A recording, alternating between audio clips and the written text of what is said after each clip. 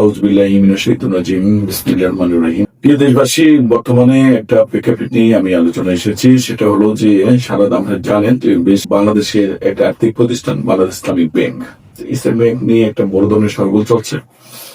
সেই কারণটা কি সেটা আমরা জানি আর কি। তো এই ব্যাংকটি নিয়ে বরাবরই কিন্তু একটা ষড়যন্ত্র সেই ফ্যাসিস্ট আমল থেকেই কিন্তু শুরু হয়েছে আর কি।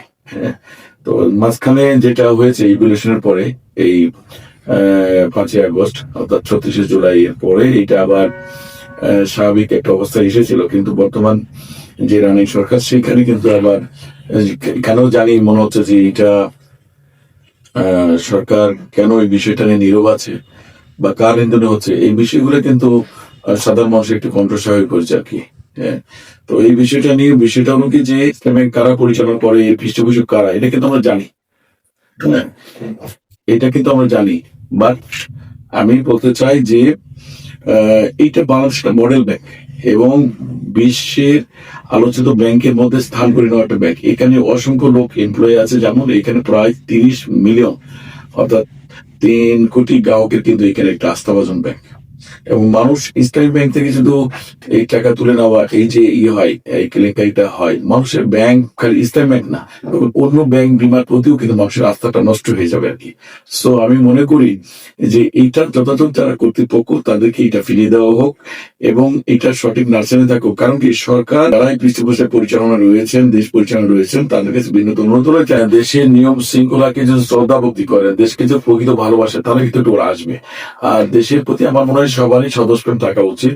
আমি মনে করছি না যে আপনাদের কম আছে, সবারই আছে। আর সেই আঙ্গিকেই কিন্তু আমরা প্রেসিডেন্ট জিয়াউর রহমান, আমাদের বেগম খালেদা জিয়া, আজকে আমাদের প্রেসিডেন্ট শহীদ জিয়া রহমান ছিলেন, সুযোগ্য সন্তান জনাব তারেক রহমান, সবাই কিন্তু তাদেরকে মানুষ একটু আলাদাভাবে বিশ্বাস করে দেখে। আমি দৃষ্টি আকর্ষণ করবো যে রাষ্ট্রপ্রধান এইটা যেন সঠিক ভাবে মূল্যায়ন করেন এবং মানুষের আমানত নিয়ে যেন সিনেমিনি খেলা না হয়, এবং ব্যাংকিং এই বিধ্বংসী সিদ্ধান্ত থেকে বেরিয়ে আসতে হবে এবং যারা ঋণ খেলাপে বিমানগ্রস্ত অর্থাৎ অন্যায়কে কখনো প্রশ্রয় না দেওয়া, এইটার সাথে একত্রতা পোষণ করে দেশের মানুষের আমানতের সুরক্ষার ক্ষেত্রে কার্যকরী পদক্ষেপ গ্রহণ করবেন। পাশাপাশি এটা বলবো যে দেখেন একটা মডেল দেশ তৈরি হয়েছে, তাহলে প্রেক্ষাপটে আর যারা তৈরি করতে চান তারা আপনারা আরেকটা করেন, আপনারা একটা ভালো কিছু করেন যে এইটার সাথে আর ভালো কি করা যায়, এই প্রতিযোগিতা আসেন। বরঞ্চ হরণ বা হস্তক্ষেপ বা লন্ঠন না বা দাফাবাজি না, এগুলো তো বেরিয়ে আসতে হবে। এগুলো বেরিয়ে নামে দেশ আগাবে না। কেমন যতই নীতি কথা বলি, আমি পেট নীতি একটা উদাহরণ দিয়ে শেষ করবো। সেটা হলো কি যে একটা মানুষ জীবনে তার চলতে ফিরতে ব্যস্ত কত টাকা লাগে, কতগুলো বাড়ি লাগে।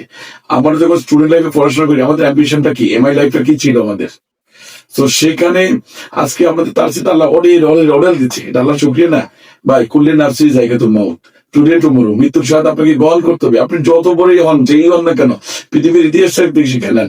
কার্ল মার্কস, লেনিন থেকে বলেন, আর নমরুদ ফেরাউন বলেন, যারা এসে অনেক ক্ষমতার রাষ্ট্র শাসক এসেছেন, কিন্তু তারা দেখেন সময়ের বিবর্তনে কিন্তু তারা কি সবাই কিন্তু অন্ধকার কবরে চলে গেছে। তাই আসুন, কবরে যাওয়ার আগে আল্লাহ যে দিয়েছে, বরঞ্চ আপনি দেশ যারা আছে পরিচালনায় তাদেরকে বলবো, সেই সরকারি প্রশাসন থেকে শুরু করে রাষ্ট্রপ্রধান থেকে সবাইকে দেশের মধ্যে আন্তরিক হওয়া, সুবিচার করা, সুশাসন করা এবং সেখানে একত্রতা পোষণ করা, অন্যায় থেকে সরে আসা, এটা টাবলিশ করলে বাংলাদেশ আমরা অন্যান্য দেশকে অবশ্যই দ্রুত ছেড়িয়ে যাব।